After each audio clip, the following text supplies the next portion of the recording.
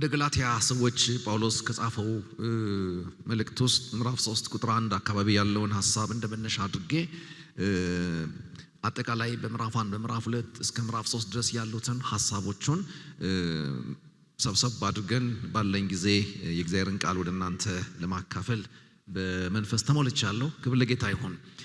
የገላትያ ቤተክርስቲያን ሐዋርያ ጳውሎስ የወንጌል ጤናማነት በተቀበሉት ውበትና ልክ እንዲቀጥል ካለው ዓላማ ተነስቶ እሱ የሰጣቸውን የሚመስል ወንጌል እንዲጣበቅባቸው እንዲረዱት ወንጌል የምንቀበለው ብቻ ሳይሆን ጤንነቱን ጠብቀን የምናቆየው እንደገናም ደግሞ ለሚመለከታቸው ሰዎች የምናቀበለው እውነት ስለሆነ ወንጌል ምንድነው የሚለው ነገር እንደገናም ደግሞ በወንጌል ውስጥ ያለውን ኃላፊነታችንን የወንጌል ልከኝነትስ ምንድነው የሚለው ነገር አባቶቻችን እንዴት ተቀበሉት፣ እንዴትስ ደግሞ ተረዱት፣ እንዴት ደግሞ ሰዎች ሰማቸው፣ እንደገናም ደግሞ የተናገሩትን ወንጌል ቆሞ ከመናገር ባለፈ ሰፊ ጊዜያቸውን ወስደው እንደኛ ለመጻፍም አመቺ ባልሆነ ዘመን ውስጥ ነው ያሉት። አንድ መጽሐፍ ለመጻፍ ብዙ ቀለሙን መፍጠር ወረቀቱን መፍጠር እየነከሩ መጽሐፍ በጣም ዋጋ ያስከፍላልና በማይመች ጊዜ ውስጥ ቆሞ የሰበኩትን ወንጌል እንደገና ደግሞ ቁጭ ብሎ የጻፉበትንም ጥበብ ስትመለከቱ በእነሱ ዘንድ ወንጌል ምን ያህል ዋጋ ያለው ነገር እንደሆነ የመኖር ዋና ምክንያታቸው እንደሆነ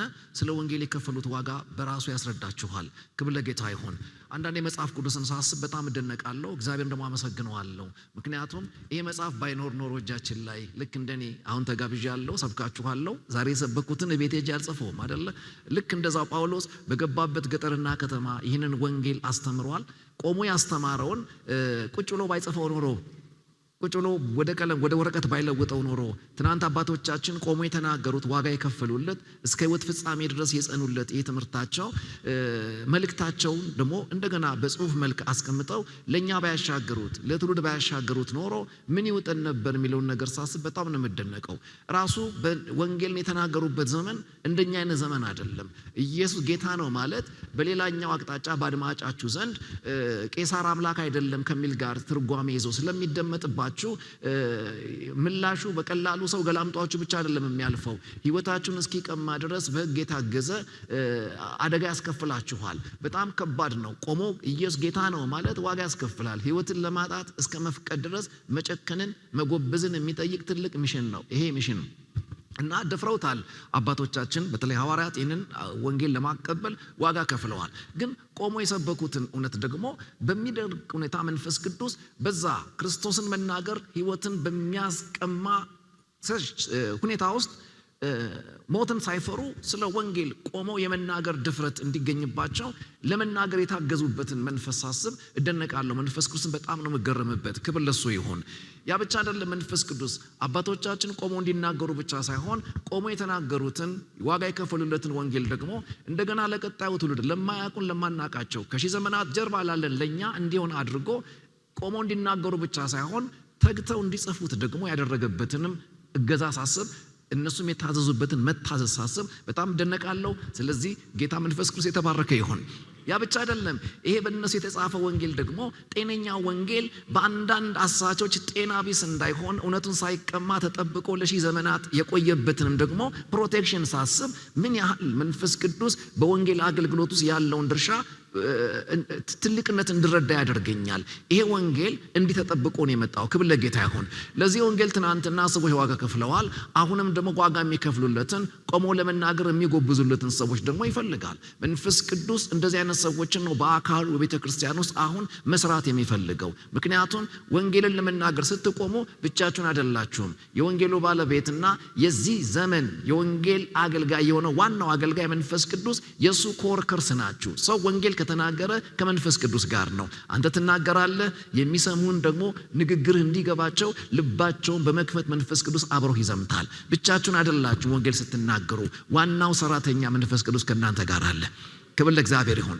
ታስታውሳላችሁ ክርስቶስ ኢየሱስ ለ3 ዓመት ተኩል ያክል ደቀ መዛሙርቱን አስተምሯቸዋል። ከዛ በኋላ የት እንደሚሄዱ ያውቃሉ። ወደ ዓለም ሁሉ እንደሚሄዱ አድራሻውን ነግሯቸዋል። የግብ ችግር የለባቸው። ወዴት ነው ብትሏቸው ወደ ዓለም ሁሉ ይሏችኋል። ወደ ዓለም ሁሉ ሄዳችሁ ምንድነው የምታደርጉት ስትሏቸውም እንደማይባክኑ ያውቃሉ። ወንጌልን መናገር እንዳለባቸው ነግሯቸዋል። የሚነገር መልእክትና የሚደረስበትን ዳይሜንሽን አውቀዋል። እንዲህም እንኳን ሆኖ ኢየሱስ ክርስቶስ ያላቸው ምንድነው? ኃይል ሳትቀበሉ ከኢየሩሳሌም እንዳትወጡ አለ።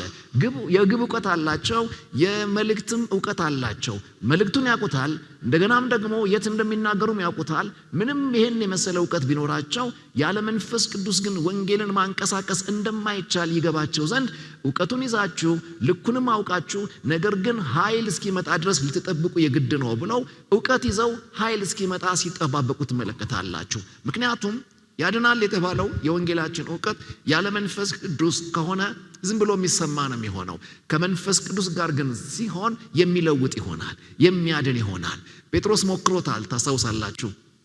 አንዲት ቤት ጠባቂ ሴትን እንኳን በንግግሩና 3 ዓመት በተማረው ትምህርቱ ልቧን ለመንካት አልቻለም። ሂድና ብላን የናቀችው ያው ጴጥሮስ ነው። ከጥቂት ቀናት በኋላ በመንፈስ ተነክቶ እናንተ የሰቀላችሁትን ብሎ መናገር ሲጀምር 3000 ዲያስፖራን የሰማው ከተለያየ የዓለም ስልጣኔ ለበዓል ጉዳይ አገር ቤት የተሰበሰበ ሰው ሁሉ አለመስማት አልቻሉም። ወዳጆቼ ከመንፈስ ቅዱስ ጋር ውጡና ተናገሩ እንጂ አለመደመጥ አትችሉም፣ ትሰማላችሁ።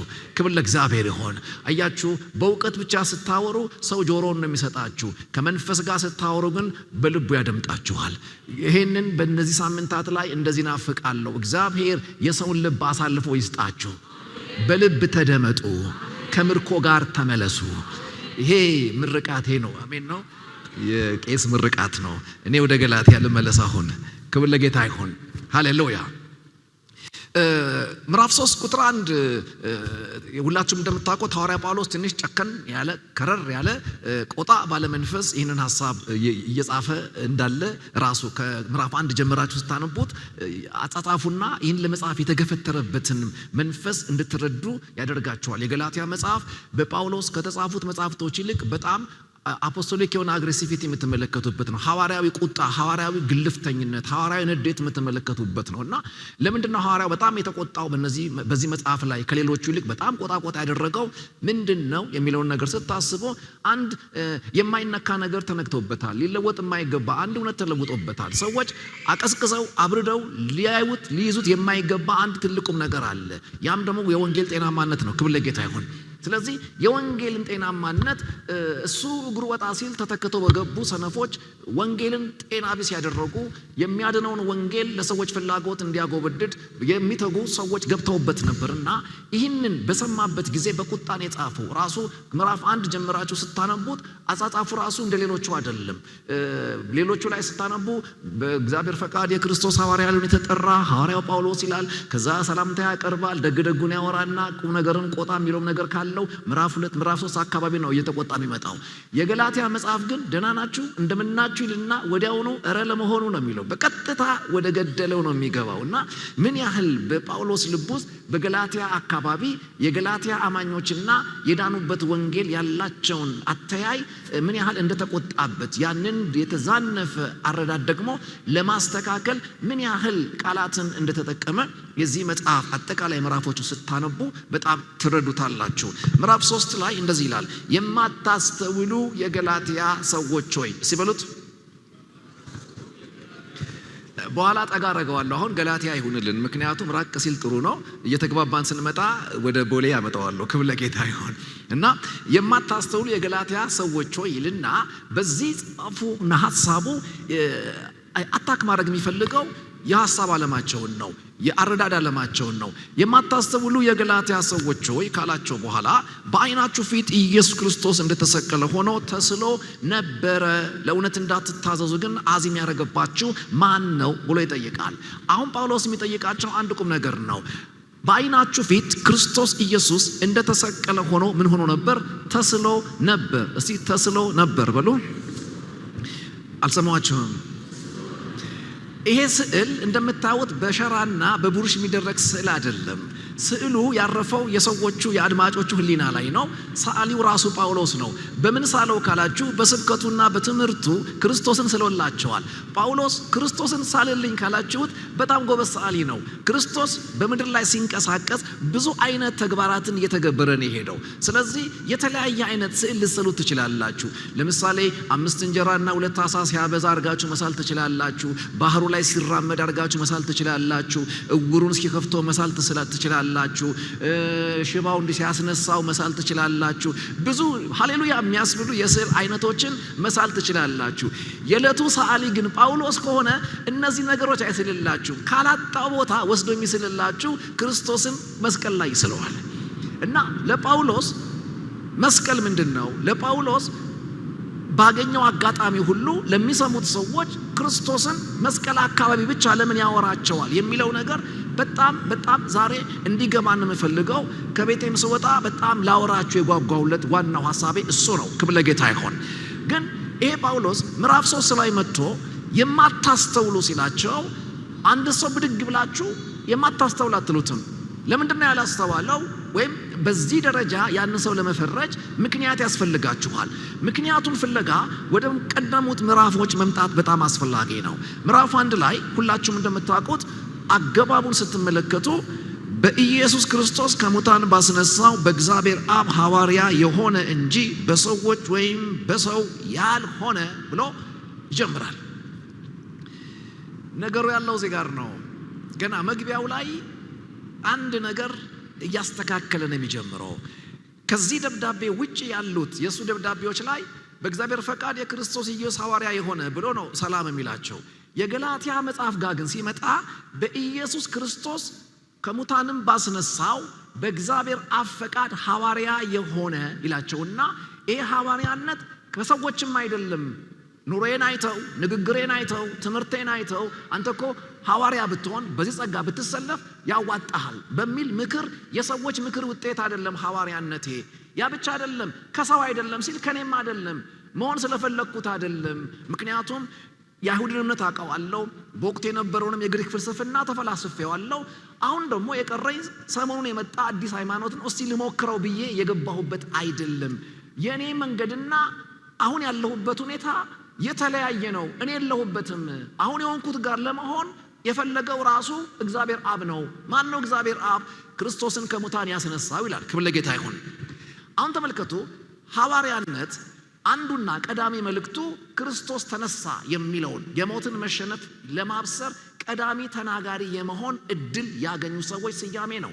ምክንያቱም ድነታችን ተስፋውን ወደ ፍጻሜ ያመጣው በክርስቶስ ትንሣኤ ላይ ስለሆነ ጳውሎስ የሚላቸው ምንድነው? የኔ ተነሳ በጥናት ያገኘሁት አይደለም። ከኔ በፊት ቀደም ብለው ክርስቶስና ታሪኩን የሚያውቁ አባቶች እግር ስር ቁጭ ብዬ ተምሬ የደረስኩበት የትምህርቴም ውጤት አይደለም።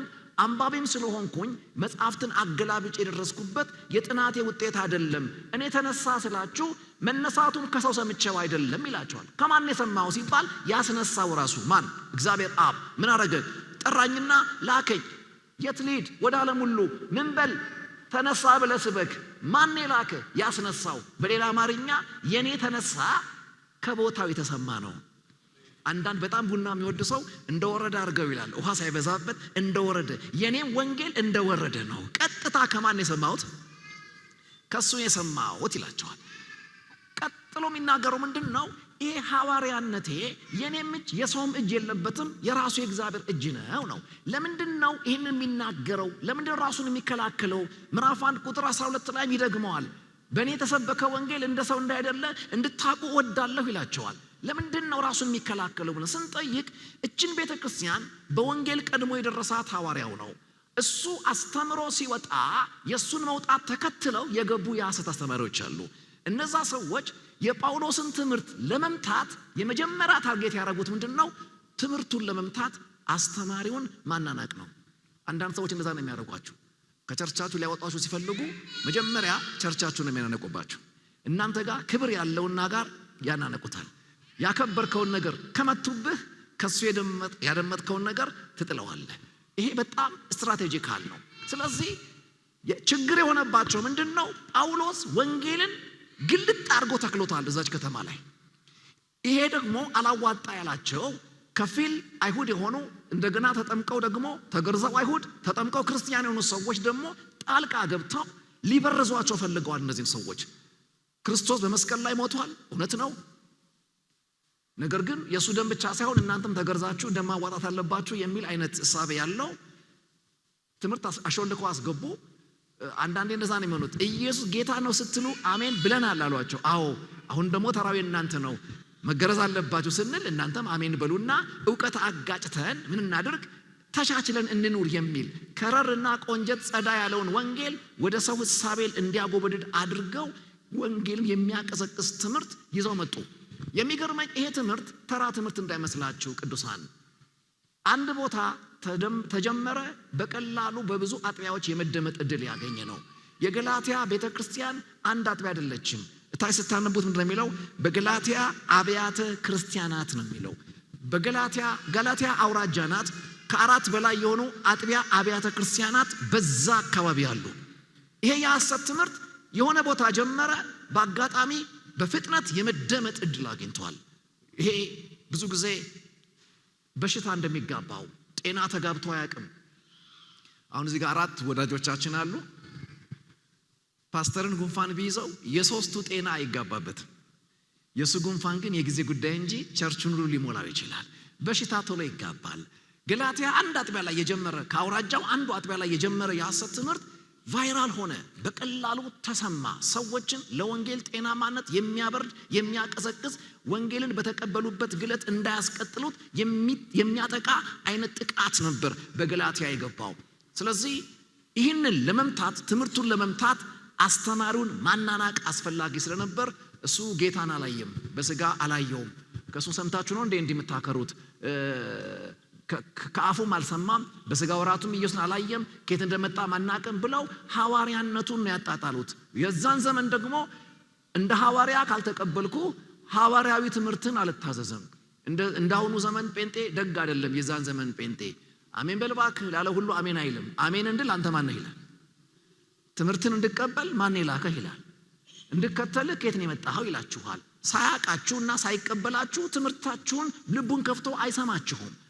ስለዚህ ነው ሐዋርያ ጳውሎስን ሐዋርያነቱን ከቀሟቸው ከሱ የሰሙትን ትምህርት በቀላሉ እንደሚቀሟቸው እርግጠኛ ስለሆኑ ይህንን ሰው በዚህ አይነት መንገድ ያጣጥሉት ነበር።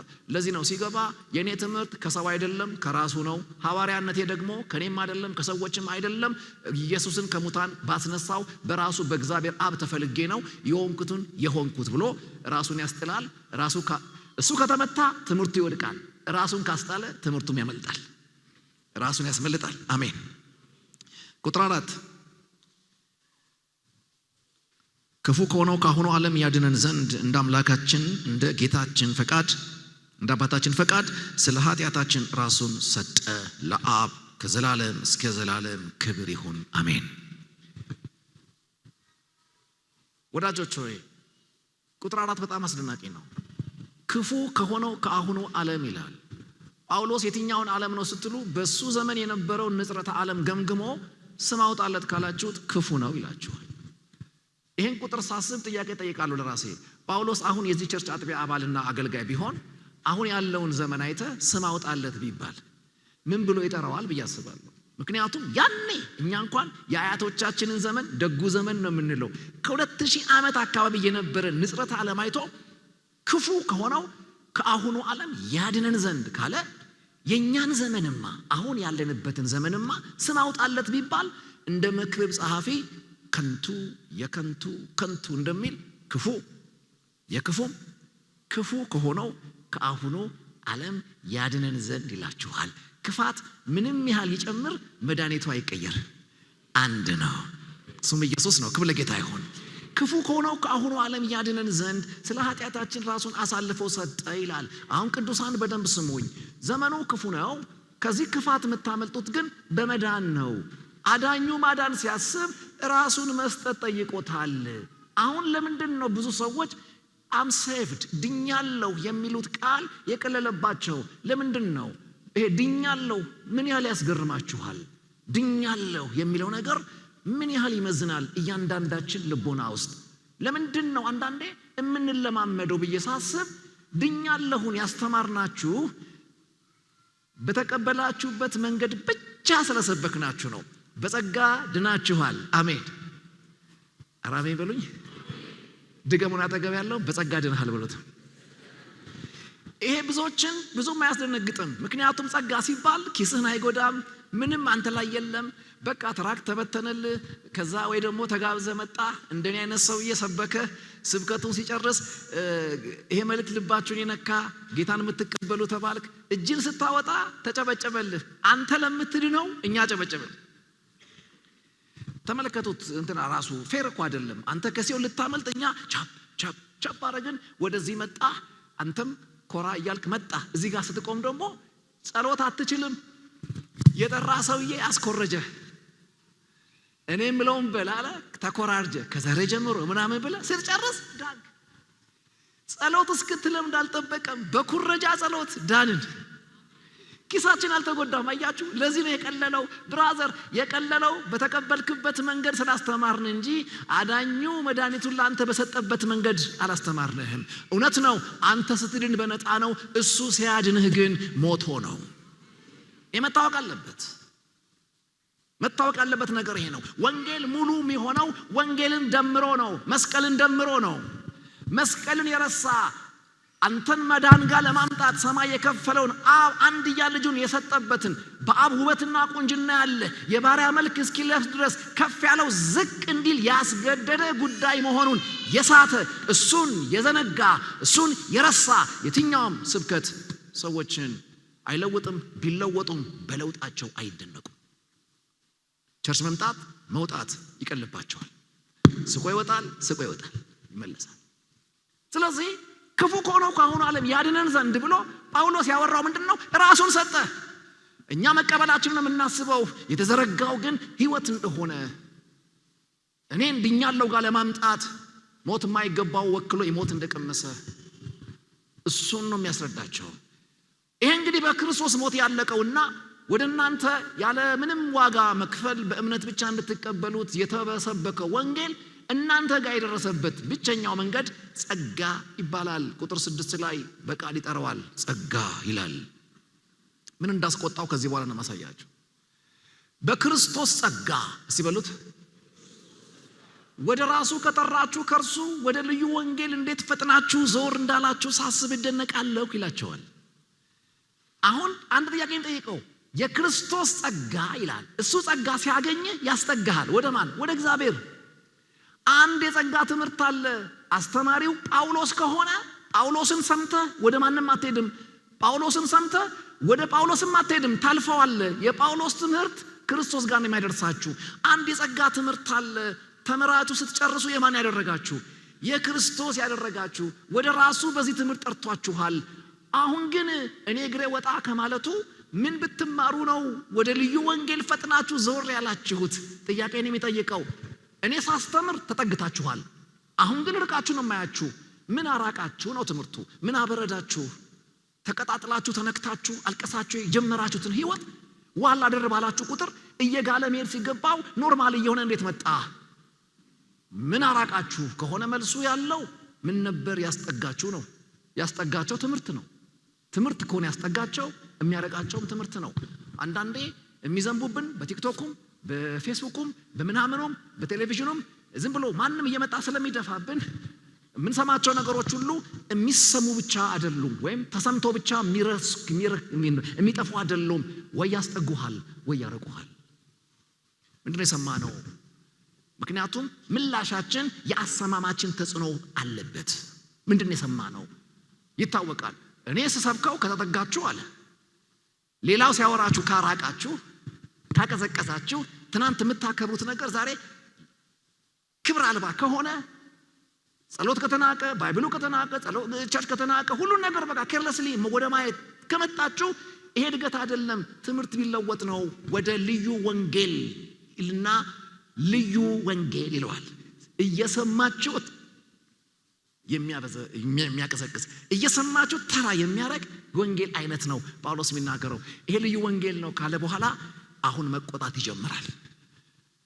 እኛ ብንሆን የሰማይ መልአክም ቢሆን አስቀድሜ ከነገርኳችሁ የተለየውን ወንጌል አይደለም ሌላ ሰው፣ እኔው ራሴ ተመልሼ ስመጣ ቀይሬ ብመጣ የተረገመ ይሁን ብሎ ወደ ሰውና ወደ መላእክት ዓለም ይቆጣል። የተረገመ ይሁን ይላል። ባይዘወይ የሰማይ መላእክት ሲባል ገብርኤልና ሚካኤልን አይደለም። የወደቁ መናፍስቶችን ነው። እነሱ ናቸው ወንጌል ለመለወጥ የሚንቀሸቀሹት። መላእክቶችማ ጨዋ ናቸው። አሜን። ቅዱሳን መላእክት ጨዋ ናቸው፣ ወንጌል አይለውጥም። የወደቁ መናፍስቶች አሉ። ጤናማ ትምህርት ጋር ቤተክርስቲያን ቀድማ በተነካችበት በዛ እውነት እንዳትቀጥል፣ ያ እውነት የመኖር ምክንያቷ እንደሆነ እንዳታስብ፣ ሰማይ አንዴ ለኩሶት በክርስቶስ ለሄደው እውነት እንድትቀዘቅዝ የሚተጉ መናፍስቶች አሉ። የተረገመ ይሁን ብሎ መቆጣት ይጀምራል። ይሄ ቁጥሮች የሚያሳየን ምንድነው? የወንጌልን አይለወጤነት ነው የሚናገረው። የወንጌል አይለወጥም። ዘመን ዘመነ ተብሎ የወንጌል መልክ አይቀየርም። ዘመን ራሱ ለአቅመ መዘመን የደረሰው በወንጌል ባለቤት በእግዚአብሔር ሕልውና ነው። ክብር ለጌታ ይሁን። ሃሌሉያ። ይሄን የሚናገረው የተረገመ ይሁን ብሎ ይናገራል። ቁጥር 12 ላይ ቅድም እንዳልኳችሁ የኔ ወንጌል ቀድሜ የነገርኳችሁ ይሄ ወንጌል እንደ ሰው አልተሰበከም፣ ወይም ደግሞ ከሰው አልሰማሁትም፣ ወይ ደግሞ ሰው እንዲመቸው አድርጌም ወደ እናንተ አላመጣሁትም። ወንጌል በትክክል ሲሰበክ ሰው የሚረዳው የመስቀልን የተጣራ ውጤት ስለሆነ እንደ ሰው አልሰበኳችሁም፣ ከሰው አልሰማሁትም። ከኔ የሰማኸው ራሱ ገልጦልኛል። አሜን። ለጳውሎስ ወንጌል ከራሱ ከእግዚአብሔር የተሰማ ነው። የት ነው የሰማው ካላችሁ በደማስቆ መንገድ ላይ ነው። እቅድ አቅዶ ይህን ወንጌል አሳድዳለሁ ብሎ በቅሎ ተፈናጦ በሚሄድበት ያመጻ መንገድ ላይ በምህረት የፍቅር ብርሃን ከበቅሎ አወረደው። አሜን ነው። ከዛ በኋላ አይኑ ተቀየረ፣ ቅርፊት ወደቀለት። በሚደንቅ ሁኔታ ከተሳዳቢ አንደኛ የነበረ ሰውዬ ከሰባኪ አንደኛ ሆነ። የመሃሉን ጋፕ ጸጋ ሞላው። አሜን። ክብር ለጌታ ይሁን። ፕራውድ ማረግበት ታሪክ የለም። አቅጀበት የመጣውበትና የተገኘበት ውጤት አይደለም ወንጌል። በቃ እኔ አመጻዬን አልፎ በምህረት እጁ ያዘኝ። ተሳዳቢውን ሰው ሰባኪ ያደረገው። አሜን። አመፀኛውን ሰው ወለወለው። ሰው የሚሰማው የሚያከብረው አደረገው። ወዳጆቼ ወንጌል ያረጋችሁን መናገር ነው ወንጌላዊነት። አሜን። መከራከር አይደለም። ወጥቶ በቃ እንዲነበርኩኝ ወንጌል እንዲያደረገኝ። ጠበቃ አይደለህም፣ ምስክር ነህ አንተ። ጌታ ጠበቃ አልጠራም። አሜን ናችሁ? ምስክር ነው የጠራው። በቃ በጣም ሱሰኛ ነበርኩኝ፣ ወንጌል ሰማሁኝ፣ ለቀቀኝ። አሜን። ያረገሽን አውሪ፣ አትጨነቁ። ግሪኩ ምናምኑ ተውት፣ እሱ ቀስ ብሎ ይገባዋል። አሜን ናችሁ? የክርስቶሎጂዋን ምናምን ኒማቶሎጂ እሱን ተው፣ እኛም ቆይተን ያጠና ነው። አሜን ናችሁ? ያረገህን አውራ በለው። አጠገብ ያለውን ያረገሽን አውሪ፣ የሰጠህን ሰላም፣ ያገኘውን ረፍት። አሜን ናችሁ? እሱ ማውራት ነው ወንጌል። ያረጋችሁን አይረሳውም ጳውሎስ። ይሄን ነው የሚናገረው። ይሄን ያደረገኝ ቀድሞ ተሳዳቢ ነበርኩኝ፣ አሁንስ ሰባኪ ያደረገኝ። ማን ነው ተሳዳቢውን አምኖ ሰባኪ ያደረገው? ጸጋው። በቃ ወደደኝ፣ አደረገ። አናቀህም እንደ ብትሉት ረበና በና ምን ተዋወቀው። አንድ ቀበሌ ነበርን ይላል፣ አንድ ሰፈር ነበር፣ ማታ ማጅራት ምን መታው። አሁንስ በቃ ሰባኪ ያደረገኝ፣ ለወጠኝ። ይሄ ወንጌል አጥንቼ ማወራው አይደለም፣ ሰምቼው የነካኝና ያደረገኝ ነገር አለው። ለኔ ወንጌል ንግግር ብቻ አይደለም፣ የህይወት ውጤቴ ነው። ነፍሴ ላይ ማየው ነገር ነው። ስለዚህ ይሄ ወንጌል እንዳይለወጥ ያለውን ጥንቃቄ ሲናገር ምዕራፍ 2 ቁጥር 1 ላይ ልውሰዳችሁ። ከኔ በፊት ወንጌል የሰሙ ሐዋርያቶች ከአፉ በጆሮአቸው የሰሙ አሉ። እነሱ ጋር እንኳን እኔ የሄድኩትኝ ከ14 ዓመት በኋላ ነው። ተመልከት፣ አገልጋይ ከሆነ ከ14 ዓመት በኋላ ነው ማጋ ሄደው ጌታን ከአፉ የሰሙት ደቀ መዛሙርት ጋር ኢየሩሳሌም ሄደው። እዛ ሲሄድ አለ የተወሰኑ አማዶ የሆኑትን ያገኘዋቸው። ለምን መሄድ አስፈለገ ነው ሚስጥሩ። ለምን መሄድ አስፈለገ? አገልግሎት አቆመ።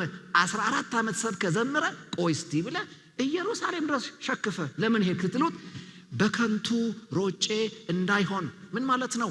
14 ዓመት የሰበኩት ስብከት ምኞቴን ይሆን? ትበላለ፣ ትነዳለ፣ ትጠመምሳለ፣ ታሪክ ይለወጣል ምናምን በል አሜን ብለ ዘለ ብዬ ፍጻሜ ላይ ከንቱ እንዳልባል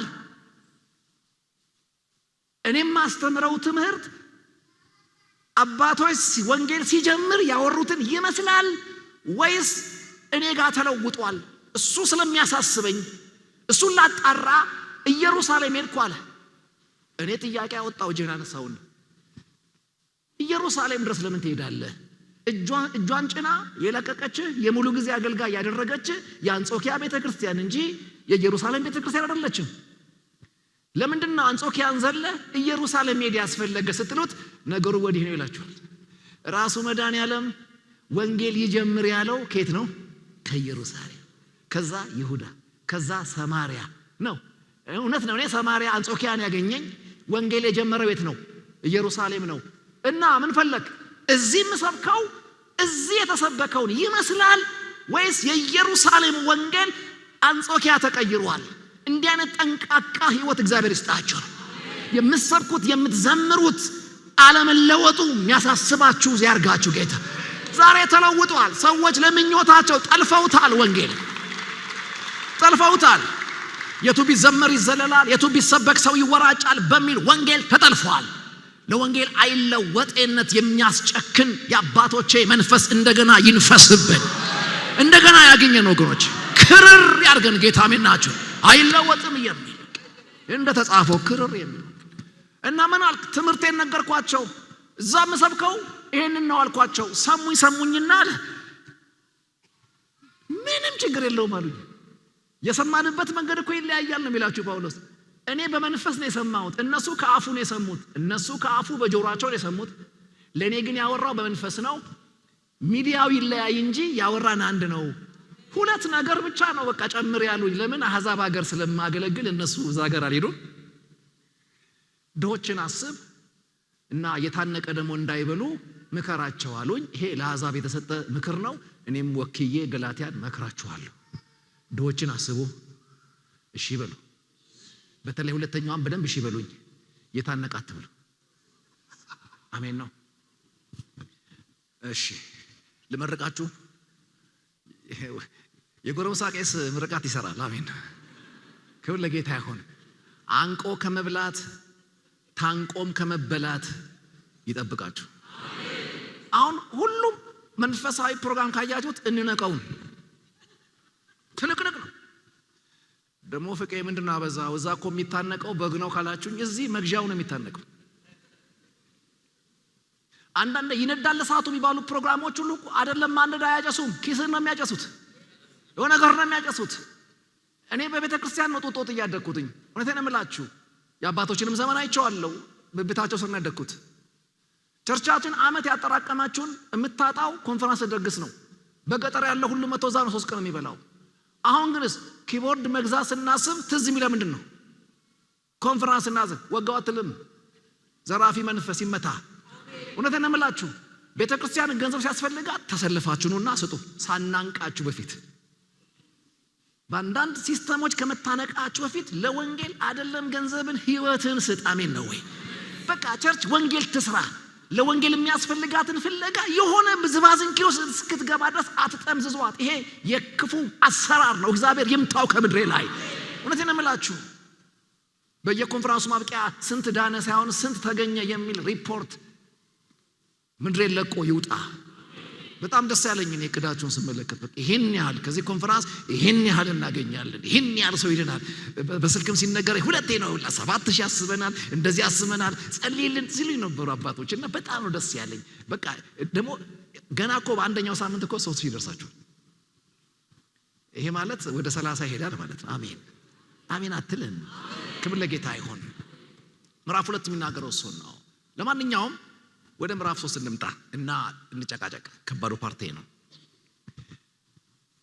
ይሄን የመሰለ የቆነጀ እውነት ነው። የአባቶችን የሚመስል እውነት ይዤ ነው እናንተ ጋር የቆየሁት።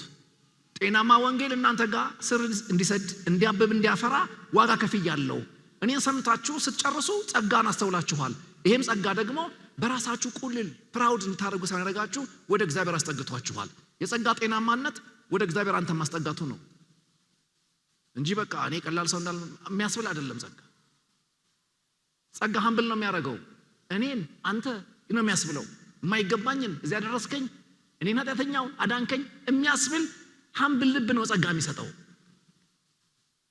አሁን ግን ይላል እኔ ሰውታ ጠብቀው አስተማሪውንም ትምህርቱንም ከነፍሳችሁ አቃለው በመስቀል የማይረካ ህይወት እስኪገኝባችሁ ድረስ ለወንጌል ያቀዘቀዛችሁ ምንድነው? መስቀል ሲወራ ያፈዘዛችሁ ምንድነው? ክብራችሁ ያለበት ቦታ አብ የረካበት ቦታ እሱ ሲወራ ተራ ያረጋባችሁ ምንድነው? ለምንድነው ሰው በክርስቶስ ማረፍ ያቃተው? በቃ ክርስቶስ ሞቶልሃል የሚል የጳውሎስ ትምህርት ለምንድነው አልበቃ ያለው? ክራይስት ፕላስ ሌላ ለምን መደመር ፈለገ? በመስቀል ላይ ያለቀው ስራ ለበቃ ብሎት አውልቆ በመገረዝ ውስጥም ለመዳን ለምን ፈለገ? ለምን የመስቀል ደም ላይ የመገረዝ ደም መጨመር ፈለገ? ይሄን ያነሳና የማታስተውሉ የገላትያ ሰዎች ሆይ አሁን ድገሙና በሉልኝ፣ የማታስተውሉ የገላትያ። ኦኬ ገላትያ ራቅ አድርጌዋለሁ ወደ አውሮፓ ስለሆነ ጠጋ ላድርገው፣ ወደኛ ጠጋ ላድርገው። አሜን ነው። ገላትያ በምትለው ቦታ ላይ ሰርዙና ሰፈራችሁ ክተቱ። 1-3 የማታስተውሉ እኔ አላልኩም፣ ስነ ስርዓቴን ለመያዝ ብዬ ነው። ለማንኛውም ምንድነው ሐዋርያ የሚላቸው? ቀድሞ የተነገረ ልባችሁ አእምሮአችሁን በተከፈተልኝ ጊዜ ያጠለቅኩት አንድ ዕውቀት አለ። አሁን ግን ዘመን እያለፈ ሲመጣ ምን ሆነዋል? ዕውቀት ቀይራችኋል። ለምን የቀየራችሁት? ላወራ ሁሉ የተከፈተ መንፈስ አላችሁ። ትምህርትን ሰምታችሁ ኖ የስ የምትሉበት ወንፊት የላችሁም። እውነታችሁን በቀላሉ እስክትቀሙ ድረስ ለሰማችሁት እውነት ቫልዩ የላችሁም። ተለውጦባችኋል። የማታስተውሉ ብሎ የሐሳብ የማስተዋል ዓለማቸውን ነፍስያቸውን ነው የሚናገረው። ቀልብያቸው ላይ ነው የሚያወራው። የማታስተውሉ የገላትያ ሰዎች ሆይ አለ። ቀና ቀና አሉ። ባድራሻቸውን የተናገረው ያው ተውሰን የቦሌ ሰዎች ብለናል። በዓይናችሁ ፊት ክርስቶስ ኢየሱስ እንደተሰቀለ ሆኖ ተስሎ ነበረ። ፓስቴንስ ነው። ተስሎ ነበረ። ማን የሳለው? ጳውሎስ ነው። በምን የሳለው? በትምህርቱ ነው። በስብከቱ ነው የሳለው። ስያዋለው ማፊት በዓይናችሁ ፊት። የመጽሐፍ ቅዱስ አይን የሚለው ነገር የፊዚካል አይናችሁን አይደለም ያወራው። ኤፌሶን 1:18 የልቦናችሁ አይኖች ሲበሩ ነው የሚለው። ስለ ማስተዋል ነው የሚናገረው። በዓይናችሁ ፊት ሲል በእውቀታችሁ ፊት፣ ህሊናችሁ ላይ፣ መረዳታችሁ ላይ ክርስቶስን እንደተሰቀለ አድርጌ ስየው ነበር ካለ በኋላ ለእውነት እንዳትታዘዙ አዚም ያደረገባችሁ ማን ነው? ጥያቄ መጠየቅ ይቻላል። አሁን ፖል የምን እውነት? መልሱ እንዲህ ነው። መስቀል ካልተሰበከ በቀር የማይገባ እውነት፣ እግዚአብሔር ካላጣው ቦታ ወስዶ የሰወረው የት? መስቀል አካባቢ። መስቀል ካልገባ የምትስተው እውነት፣ ካላወቀው የማትታዘዘው እውነት መስቀል አካባቢ አውርቻችሁ ነበር። የፖል ክሮስ ቴዎሎጂ ነው ዋናው በጣም የሚያረካኝ ነው። አሁን ያው በቅርቡ መስቀል ስላለ ማለት ነው። በእኛ ኮንቴክስት መስቀል ሲባል በቃ የሆነ በአብዛኛው ስለ መስቀል የምናወራውና ጳውሎስ ስለ መስቀል አውራ ሲባል የሚያወራው በጣም የተለያየ ነው። እኛ ስለ መስቀል ስናወራ በተቻለ መጠን የመሲሁን ስቃይ አግንነን በማውራት የእህቶችን አንጀት ማላወስ፣ የእናቶችን እንባ ማፈስ ምናስበቃ። አንዳንድ ሰዎች መስቀል ሲሰበክላቸው ያለቅሳሉ። አሟሟቱ አሳዝኗቸው። እኔ አንዳንዴ ግራ ይገባኛል። ስለ ሞተ ከሆነ ምእመናችን ያለቀሰው ገና ድነት አልገባውም። ክራይስት ሞተ ሲባል አብሮ መሞትህ እንደሞተ አብ ከቁጣ እንደወጣ ሲገባህ ግን ሞተ የሐዘን መልእክት ሳይሆን የመዳናችን ብስራት ነው። ሃሌሉያ ክብር ለጌታ ይሁን። ለማንኛውም ጳውሎስ የሚናገረው ይሄንን ነው። ስየው ነበር ክራይስትን ምን አርጌ እንደተሰቀለ ሆኖ ስየው ነበር። አንዳንድ ጊዜ አንዳንድ ስብከቶቼን አይና መልሼ በቪዲዮ ሳያቸው አፍራለሁ። ክርስቶስን የሳልኩት ከመስቀል ራቅ አርጌ ነው መስለው ይታወቃል። ምሳሌ 5 እንጀራና 2 ዓሣ ምናምን ሲያከፋፍል ብላ በሞቴ ሲል ሲያጎርስ ከሆነ የሰበከው የመብላት ዓመታችን የማጨድ ዓመታችን እያልከን ያለው ሰውን በሊታና ጠጢታ ብቻ አድርገን ነው ከቸርች ምንበት ነው። ጳውሎስ ቢሆን እቺን ድል ያገኘው ብየሳስብ ይገርመኛል። ጳውሎስን ከአስራህም አምጣው ፈተህም አምጣው 10 ደቂቃ አለች ካላችሁት የሚነግራችሁ ተሰቀለ፣ ሞተ፣ አሜን ነው ወይ ተነሳ የሚለውን ያወራቸዋል። ወስደ ስታስረው ደግሞ በደብዳቤ ይከተላቸዋል። ሲመጣ ይሰብካል፣ ሲያስሩት ይጽፋል። በእያንዳንዱ የተናገረባቸው ቦታዎች ላይ ግን ተሳስቶ ማይሳሳተው ነገር ቢኖር ምንድነው? ማይረሳው ነገር ምንድነው ካላችሁ የክርስቶስ የመስቀልን ሥራ አይረሳውም። አንድ ጊዜ ጳውሎስ እንደዚህ አለ። አንዱ ስለ ሁሉ ሞተ አለ። ስለ መስቀል ላይ ያወራል። አንዱ ስለምን? ስለ ሁሉ ሞተ። ኦኬ ያ አንዱ ማን ነው ስንል ክርስቶስ ነው። ግራና ቀኙ 2 ወንበዴዎች አሉ። ሁለቱም የሞቱት የራሳቸውን ሞት ነው። የመሃሉ ግን የሞተው ጥፋቱን ሊቀጣ ሊያወራርድ አይደለም።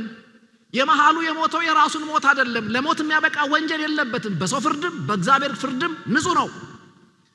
ግን ለምንድነው የሞተው ስትሉ አንዱ የሞተው የራሱን አይደለም የሁሉን ነው የሞተው ይልና የአንዱን ሞት የሁላችን ያደርገዋል። ሞቱ ሞታችሁ ካልሆነ ትንሳኤው ትንሳኤያችሁ ስለማይሆን ይቀጥልና አንዱ ስለ ሁሉ ሞተ ብሎ ካሳመነን በኋላ ጭንቅላታችን ነቅነቅ ስናረግ ተግባብተናል ማለት ነው ብሎ ወደ ገደለው ይገባል። እንግዲያው ሁሉ ሞቱ ይላል። ስንቱ ሞቱ? አሁን አጠገባችሁ ያለው ሰው መሞቱን አርዱት፣ ለራሱ ንገሩት። ሞተሃል፣ መሲሁ ይዞህ ሞቷል ብሉት። የራሱን ዝም ብሎ የሞተ አይደለም፣ መሲሁ ይዞን የሞተው። አሜን። አይዟችሁ፣ አንዱ ይዞን እንደሞተ ይሄኛው ይዞን ሊነሳ፣ ሁሉ በአዳም እንደሞቱ ሁሉ በክርስቶስ ሕያው እንዲሆኑ። ማን የገደለኝ? አንዱ ነው። ሞቴ የት ነው ያለቀው? አንዱ ጋር ነው። ሕይወቴስ ያለቀው የቱ ጋር ነው? አንዱ ጋር ነው። የአንዳንዱ ውጤት ነን። ፊተኛው ከመሬት ነው፣ ሲወልደን መሬት ያደረገን። ኋለኛው ሰማያዊ ነው፣ ሲወልደን ሰማያዊ ያደረገን። ድነታችን የመወለድ ይንዘር የመጠጋት ይንዘር የመካፈል ውጤት ነው። የመዝሙራችን ማማል የስብከታችን መሰካካት ውጤት አይደለም ድነታችን። ይሄን የሚናገረው አንድ ቀን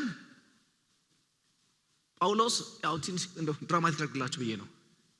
እንዲህ ጳውሎስም እንዲህ ፈገግ እያለ ነጠር እያለ ምናምን ሲሄድ ካየኸው ቆንጆ ምሳ ስለበላ አይደለም። አቆመ፣ ጠይቀው። ዛሬ ተሳካልኝ ይላችሁ። ምን ነው? ወንጌልን ሰበኩት። ምን ብለህ? እኔ ለዓለም ዓለም ለኔ ከተሰቀልንበት ከክርስቶስ መስቀል በቀር ሌላ ትምክህት ከኔ ይራቅ የሚል መገለጥ በርቶልኝ አካፍያቸው መውጣቴ ነው ይልሃል።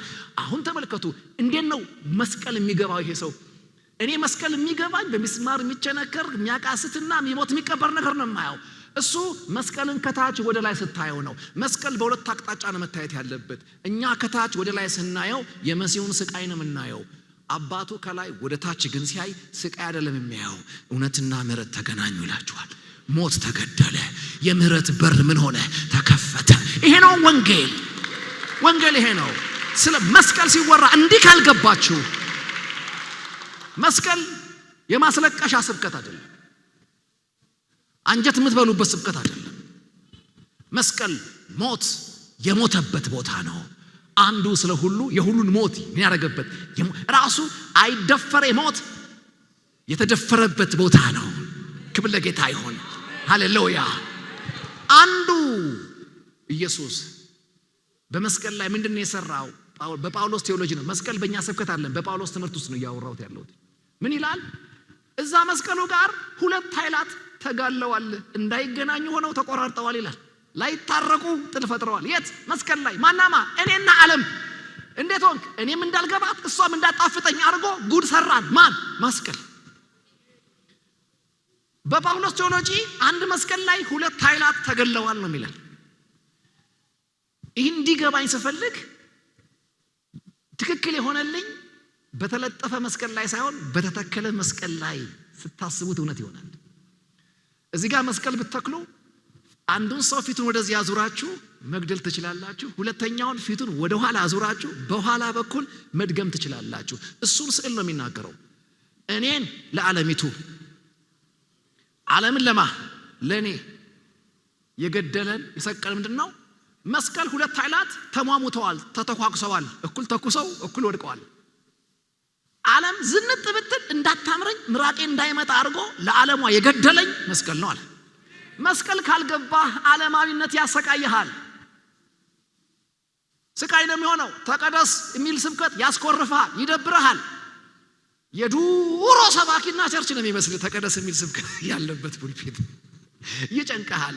ሚስማር ነቅሎ የወጣ ህይወት ያላቸው ሰዎች እየመረጡ የሚያንቋሹት ያስጨነቋቸዋል። ፈታ በል እባክህ፣ የጸጋ ዘመን ነው እንዴ! ጸጋ መለኮትን እኮ አላዝረከረከውም። ተቀደስ ሲል የከረመው እግዚአብሔር በጸጋ በኩል ቢፍሪ አላለም፣ አከረረ እንጂ። መታወቅ አለበት። በጸጋ የዳነው ኃጢአተኛው እንጂ ኃጢአት አልዳነም።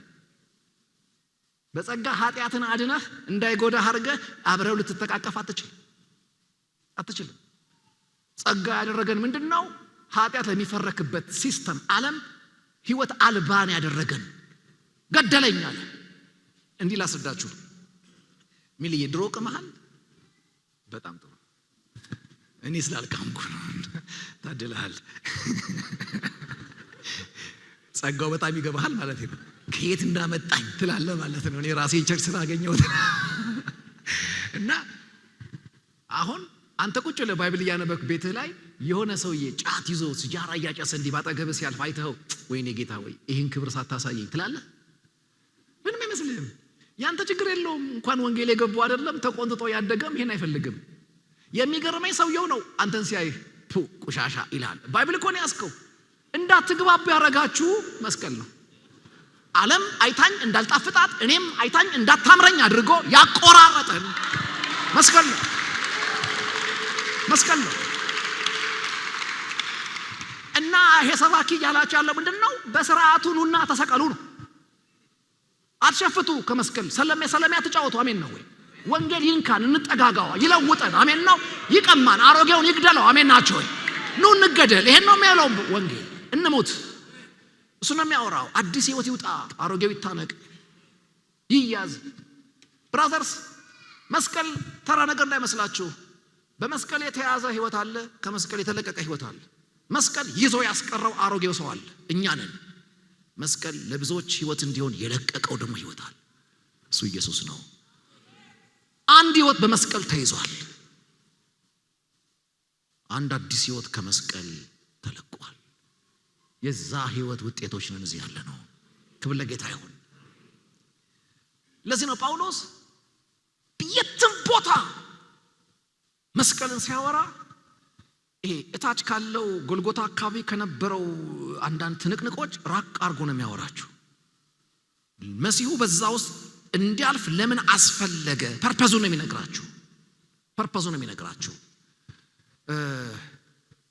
አንድ ጊዜ ያው ሚሊ ያቀዋል የኛን አጥቢያ የቆሮንቶስን ማለት ነው እና ቆሮንቶስ ይሄ ምርጥ ጆሮ ያለው ምመን ያላት ያቺ አጥቢያችን ሰው መልክ ሳይሆን መልክቱን እንዴት አወራው የሚል ይሄ ተሰካካ አማርኛ ቅልጥፍጥፍጥፍ ያለ የሚጣፍጥ አይነት ወርድ ከተናገርክ ይጨበጨብናል ያወራው የለ እንዴ ምናምን እና ምንም አውራ ግን አጣፍታ አውራው ይሰማዋል እና ሁሌ ምን ሰቃየው ጆሮ እንዲ ስለሆነ ይሄን ጆሮ የሚያረካ ሰባኪ ከት እናገኛለን ሰቃያችን እሱ ነው ለምን የግሪክ ፍልስፍና እየመጣ የሚደፋበት ጆሮ ነው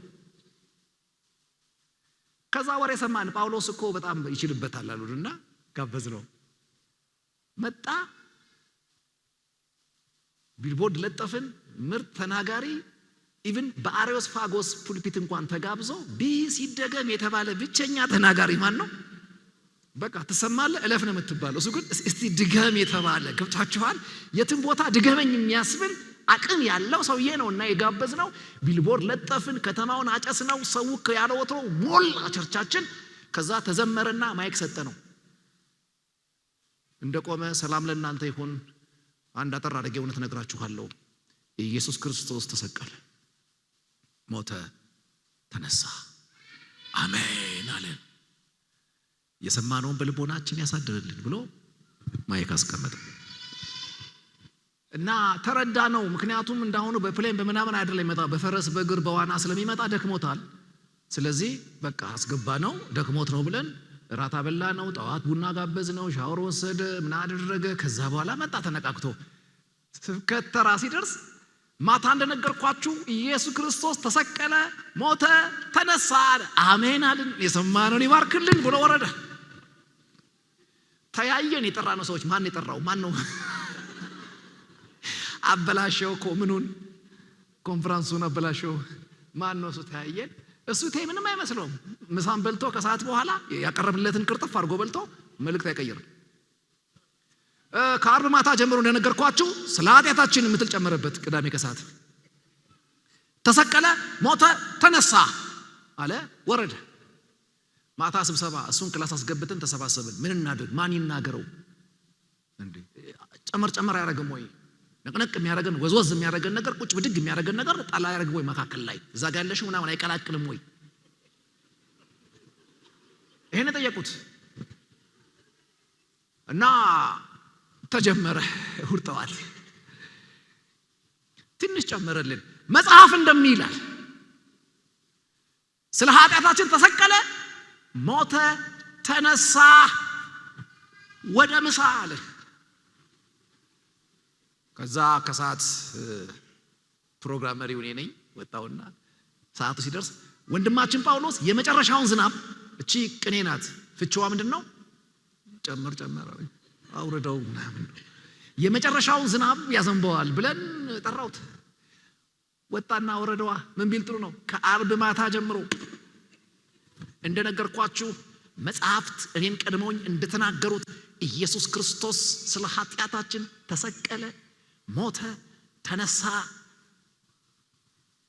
ጨርሻለሁ አለ። በዚህ ጊዜ ተመስክሮለት የመጣ እንደሆነ ጎረምሳ አለና ግልፍተኛ ቤቴ ነው። እጁም አወጣ። ምንድነው ወንድም ፖል? ከአርብ ማታ ጀምሮ ተሰቀለ፣ ሞተ፣ ተነሳ፣ ሌላ የለህም ሲለው ጳውሎስ ቀበል አረጋ።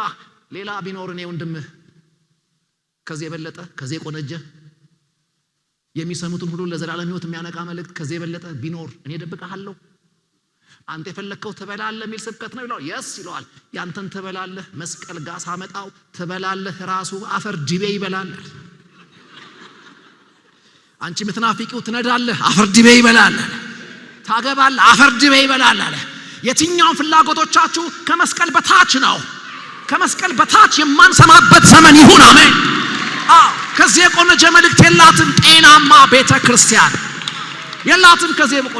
ከዚህ የበለጠ መልእክት የለንም። አሜን ናቸው። ከዛ እንደ ነገሩ ፖስታ ጣል አድርገን የብስጭት ፖስታ አድርገን ሸኘ ነው። ከዛ ከ15ኛው ቀን በኋላ ስልክ ተደወለ ከፖስታ ቤት፣ ደብዳቤ መጥቶላቸዋል ተባልን። ስንሄድ ላኪ ጳውሎስ ይላል። ተሰባሰብንና አገልጋዮች የንስሐ ደብዳቤ እንደሚሆን እርግጠኛ ሆነን ከፈት ነው። አንደኛ ቆሮንቶስ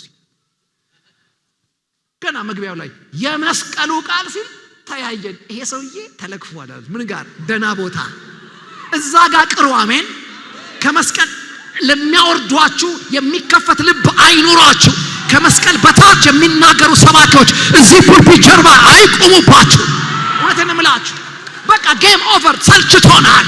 የአባቶቼን አይመስልም፣ የመጽሐፉን አይመስልም። አሜን ናቸው። አትቀበሉ። የመስቀሉ ቃል አለ ለሚጠፉት ሞኝነት። መስቀል ሲሰበክ ካንቀላፋ ብራዘር ትምህርቱ ተራ ስለሆነ አይደለም፣ ጥፋ ቢልህ ነው። ክርስቶስ ሲወራ ካበሳጭህ አዝናለሁ፣ ጥፋ ቢልህ ነው። እንደ በሽተኛ ሆስፒታል ካበሳጭህ ሙት ቢልህ ነው። ለኛ ለምንድን ግን አለ የት ይሄው ስብከት ሞኞን የሰማውና ጠቢቦን የሰማው ነው የሚናገር። ውጤቱን ተሰቀለ፣ ሞተ፣ ተነሳ፣ ህይወት ያተረፍንበት መልእክት ነው።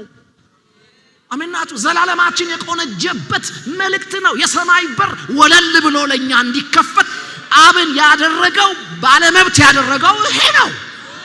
የመስቀል ስራ ነው። አብ ከቁጣው ወጣ። አሜናችሁ። የቁጣ ልጆች የአብ ልጆች ተባልን። የሚገርም ከቁጣ ልጅነት ወደ እግዚአብሔር ልጅነት አመጣን። መስቀል አሜንና የመስቀሉ ቃል ቀጠለ። ምዕራፍ 2 ላይ እናንተ ጋር በነበርኩ ጊዜ ሲል ተያየን። ኮንፈረንሱ ማለት ነው። ግሪኩ ጥበብ ይሻል አለ። በቃ ቀልጠፍጠፍ አድርጎ ያወራው ምናምን ይለኛል። አይሁዱ ደግሞ ታምራት የለው እዛ ወንበር ላይ ያለሽው አይልም ይላል። እኔ እኮ ያወራዋት ወንበር ላይ ያለችውን ሳይሆን በአብ ቀኝ የሆነችውን ነበር ያወራዋት። እሷ ያቀለውባት እዚህ የሆነችውን ነው የምትፈልገዋል። ወንጌል ሲገባ አብ ያረገህ ነው የሚገባ፣ ዘላለምህ ነው የሚገባ። ቫልዩ እሱ ነው። መስቀልን አጉድለው ቢያስፈነጥዙ ዋጋ የለህም። የምኞቶቻችንን ሽንቁር ከሚከፍቱ ዘመናዊ ተናጋሪዎች እግዚአብሔር ያስጥረን። እውነቴን ነው የምላችሁ። መስቀል ላይ ትኩረት አድርጉ። ሁሉ እንደምናስበው ቀላል አይደለም። ገለባ ነጠላ አታርጉት ወንጌልን። ታሪክ ይለወጣል። ልትሆናለህ ዘሎ አሜን ለሚሉለት ዘለህ አይደለም። አንዳንዱ ፈርጠህም አይሆንም። መስቀልን ጎለህ ተንከባለህም አይሆንም። ይሄ ጨዋታ የሚደክመን መቼ ነው? ከመስቀል ያነሰ ከመስቀል በታች የሆነ ስብከት መኮርኮር፣ መሳሳቅ ገብቷችኋል? ኢንጆይ ማድረጉ ነፍሳችን የሚሰለቻት መቼ ነው? የአብ ልብ ደስታ የሆነው የአብ ትኩረት የሆነው ፍጥረት ሁሉ እንዲሰማለት ከጎልጎታ የለቀቀው ህይወት እሱ ረሃባችን የሚሆነው ትኩረታችን የሚሆነው ቸርችን ስናስብ በዚህ ልክ የምናስባት መቼ ነው? በዋጋዋ ተዘጋጅተን የምንመጣበት ዘመን መቼ ነው? ለዚህ ለመስቀል ጥያቄ ምላሽ የምንሰጠው መቼ ነው? የመታወቅ አለበት። እና ምን አረክ ይላል? እኔ ግን አለ ያ ታምራት ይፈልግብኛል አለ፣ ሰምቻለሁ አለ ሰጠሩኝ። ይሄኛው ደግሞ ፍልስፍና ምርጥ ስብከት ምናምን ይፈልግብኛል አለ። እና ምን አረክ አንተ ሲባል እኔማ ቆርጬ ነው የመጣሁት አለ። ምን ሲል ክርስቶስ ኢየሱስ እንደተሰቀለ እንጂ ሌላ እንዳላውቅ ቆርጬ አላቅም ማለቱ አይደለም። ብዙ ዕውቀት አለኝ አለ፣ ግን እንዳላውቅ ቆርጬ ነው የመጣሁት። ቁርጡን ይዤ ነው የመጣሁት አለ። የወንጌል ቁርጥ ይዤላችሁ መጣሁ። ለምንድን ነው ቁርጥ የመጣኸው? የቦሌ ቅዱሳን ቁርጥ ይወዳሉ ስላሉኝ የወንጌል ቁርጥ ጋበዝኳችሁ። የወንጌል ቁርጥ ማን ነው ካል ትነዳለህ ታገባለህ አይደለም። ተሰቀለ፣ ሞተ፣ ተነሳ። ይሄ ነው ወንጌል። የወንጌል ብልጫው የመስቀል ብልጫው ምንድን ነው ታዲያ? እሷን ተናግሬ ልጨርስ። እንዲህ ክርር ብሎ መስቀል ላይ ውሎ እንዲያደርስ ይሄን ሰው ያደረገው ነገር ቢያወራም ቢጽፍም እዚህ ሰፈር እንዲሆን ቁርጥ የሆነ ሐሳብ ይዞ እንዲገኝ ያደረገው ዋና ጉዳዩ ምንድነው? መስቀል ምን ቢሆን ነው? ጳውሎስ መስቀል እንዴት ገባው? ብራዘርስ መስቀል የተመሳቀለ እንጨት አይደለም። መስቀል በሰዎች ፍርድ ወንጀል የተገኘበት ሁሉ የሚጎተትበት የመጨረሻ የፍርድ ሴንቴንስ ብቻ አድርጋችሁ አታስቡት። መስቀል ዝም ብሎ በቃ ስቃይ ብቻ የምትማሩበት አድርጋችሁ አታስቡት። የስቃይ ውድድር አታድርጉት። በዛ ካወዳደራችሁ ምናልባት መሲያችሁ ሊበለጥ ይችላል። ምክንያቱም ግራና ቀኝ ያሉት በዲጂኖ አጥንታቸው ሁሉ ደቋል። እንዲህ አይነት ነገር ሳትግቡ እሱ አይደለም ዋናው ነገር። በመስቀል መሰቀል መሰቃየቱ ብቻ ለዋናው ነገር። ወደ መስቀል የሚወጣ ሁሉ እርግማን ይዞ ነው የሚወጣው። ያ እርግማን ደግሞ በመሲሁ ስንፍና የተገኘ አይደለም። መሲሁ እኔን ወክሎ እርግማኔን ሊረገም ነው መፍቀዱ ነው የሚያሳየው። ወዶ ሄደ። ግራና ቀኝ ያሉትን መስቀል ነው ህይወት የቀማቸው። መሲሁን ግን መስቀል መቀጥቀጥ፣ መደማት፣ መወጋት አይደለም ህይወት የቀማው። በፈቃዱ ነው። መስቀል አልቀማውም ህይወቱን፣ በፈቃዱ ነው የለቀቀው። የተፈለገው ያን ህይወት የሰጠበት ቦታ ነው መሰዊያውን ያስፈልገው። አሜን ናቸው። ልክ እንደ ወንበዶቹ ተሰቃይቶ ህይወት እንደተቀማ አድርጋችሁ አትንገሩን። ስቃይ ግን ናቸው። ነፍሱን በፈቃዱ ነው የሰጠው። አያችሁ፣ መስዋዕት የሚያደርገው የተሰዋበት ቦታ ነው። እርግማኔን ወሰደ። አሜን። እዛ ጋር እውነት አለ ነው የሚለው ጳውሎስ። ለእውነት እንዳትታዘዙ አዚም ያደረገባችሁ ማን ነው ሲል ካላጣው ቦታ መስቀል አካባቢ መጥቶ የጋረዳችሁ ማን ነው ነው? ሰይጣን መስቀል አካባቢ ካልዋሸ ምኑ ሰይጣ ነው? ምኑ ሰይጣ ነው? መስቀል ካልቀማህ፣ ለመስቀል ካላበረደህ፣ ለወንጌል እምብርት ጉዳይ እዛ ጋር ካልጋረደብህ ምኑ ሰይጣን ሆነ? ሁልጊዜ በህይወታችሁ ማሰብ ያለባችሁ ምንድነው? እግዚአብሔር የማይጠቅማችሁን እንደማይሰጣችሁ ሁሉ ሰይጣን የማይጎዳችሁን አይሰርቃችሁ። ጥቅማችሁ ያለበት ቦታ የጦር ሜዳችሁ ነው። ብትረዱት ህይወትን የምታተርፉበት ያንንም የተረፈ ህይወት የምታስቀጥሉበትና የምታቆዩበት ቦታ ምንድነው ካላችሁ ክሮስ ነው። ክሮስ ቴዎሎጂ የመስቀሉ ቃል ምንድነው? አብዛ ጋር የሰራው ብልጫውስ ምንድነው? እሱን ስንመለከት እንደው እንዲህ በደብዛዛው ዝም ብለን ባይብል ውስጥ ወክ ብናደርግ ዘፍጥረትን አንብበህ ስትጨርስ አንድ እውቀት ይገባል ስለ እግዚአብሔር ፈጣሪ ነው የሚል እውቀት። ዘጸአት ውስጥ ደግሞ ገብተህ ትንሽ ዞር ካል ትደነቅበታለህ። እሱ ከፈጣሪነት ባለፈ እናንተ ሰፈር መጥቶ ወክሎ የሚዋጋ የሚያበላ የሚያጠጣ የሚያዘንብ አድርገህ ትረዳዋለህ። አምላኬ ይማታል ትላለህ፣ ሲመታ ታየዋለህ። ባህር ይከፍላል፣ ታምራት ያደርጋል ምናምን ትላላችሁ። የአሕዛብ አማልክትን ይውጣል ምናምን ስትሉ ደስ ይላችኋል። ስለ አምላካችሁ የሚያወራችሁ ነገር አለው። ያው ደግሞ መሲሁ ገብቷቸዋል። ወደ ነቢያት መጽሐፍ ደግሞ ስትመለከት ይመጣል እየተባለ ነቢያትን መዝሙራትም ያጓጉናል ይሄንን መስቀለኛውን ኢየሱስ። ያ በብሉይ ኪዳን ሳይታይ በነቢያት አይን ብቻ ገብቷቸዋል በጥላ መልክ እየታየ ለኛ ሲወራ የነበረው ደግሞ ተገልጦ አካል ለብሶ እኛ ሰፈር እኛን መስለው ተገኘ። ትናንት ሳይታይ ታምራት ሲያደርግ ሲያበላ ሲያጠጣ ሲፈውስ የነበረው መሲሁ በሰፈራችን ተገኘ። ትንሽ እንጀራ እያበዛ ማብላት ጀመረ። ሰፈሩን ሁሉ የመብላት ኮንፈረንስ በቃ ጥብስ በጥብስ ያሳ ጥብስ ሞላው ብረበ ነው። ሰዎች ሁሉ ጌታን በግድ አነግሳለሁ እስኪሉ ሰዎች ድረስ ማቴዎስ 4ን አንብቡት። አሳ አብዝቶ ስላበላቸው በግድም ቢሆን እናነግሰዋለን አሉ። አንዳንድ ሰዎች በግድ ጌታን እንቀበል እንዲሉ ከፈለጋችሁ እንዳይመቷችሁ ከፈለጋችሁ ጌታን ብትቀበል ያምርብሃል ምናምን ብላችሁ ስበኩት። ግን አይድንም። ዝም ብሎ ቆንጆዬ ያበጠ ነው የሚሆነው። ድንቡሽቡሽ ያለ ብቻ ይሆናል። አንዳንዶች ጌታን ሲቀበል ድንቡሽቡሽ ያለው እኔ ድኖ አይመስለኝም። ገብቷችኋል? ጫት አቆሞ ስጋ ስለጀመረ ነው። አረቄ አቆሞ ጁስ የጀመረ ለምን አይወፍርም? ጸባይ ማረሚያ አይደለም ወንጌል። አሜን ናችሁ ወይ? እንደ ሁኔታው የሌለው ያገኛል በወንጌል፣ ያለውም ይበትናል ስለ ወንጌል። ይሄን አንወደውም አይደል? ወንጌል እንዲህ ነው፣ እንዳሻለ የሚያደርገን ክብር ለእሱ ይሁን። ገና ግን ስንገባ ትርፋችን ዘላለም ነው። ይሄ ማወቅ አለባችሁ። እና ይሄን ሁሉ አደረገ። ዕውር አበራ፣ አንካሳ ዘለለ፣ ምናምን ሰጠ። የሚገርምናችሁ ሰዎች አይን ተቀብለው ስተውታል። ማን ነው አይን ሰጠ ሲሉት ኢየሱስ የሚሉት ሰውዬ ይላል አንዳንድ ሰው። አይን ተቀብሎ አይን ሰጪውን ስቷል ብዙ ሰው። የትኛው ታምራት ነው እሱን የሚገልጥላችሁ? ይሄ ማወቅ አለባችሁ። ሰዎች የሰው ልጅ ማን እንደሆነ ይሉታል አለ ክርስቶስ። የትኞቹ ሙታናቸውን የቀሰቀስኩላቸው፣ ሽባነታቸውን ያስወገድኩላቸው ማን አለው ሲል ኤርሚያስ፣ መጥምቁ ዮሐንስ አሉ ነው የሚለው። ሰው እግር አግኝቶ ጌታን ከሳተ እንዴት ነው ከመስቀል ያነሰ ነገር ሰብከንህ ጌታን ይገባ? እንዴት ይገባናል? ወደ ክርስቶስ መመለስ ይሁንልን። ክርስቶስ ሳይዛነፍ የተበራራበት ሴንተር ክሮስ መስቀል።